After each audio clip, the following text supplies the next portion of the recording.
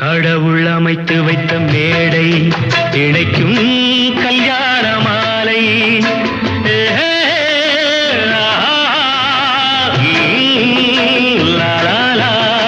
கடவுள் அமைத்து வைத்த மேடை இணைக்கும் கல்யாண மாலை.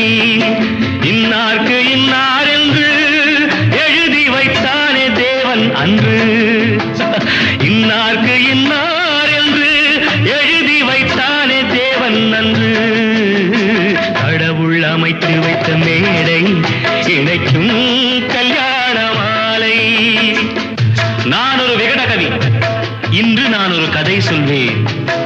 ஓங்கிய பெரும் காடு,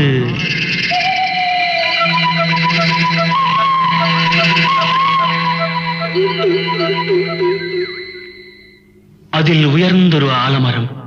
ஆலமரத்தினிலே அந்த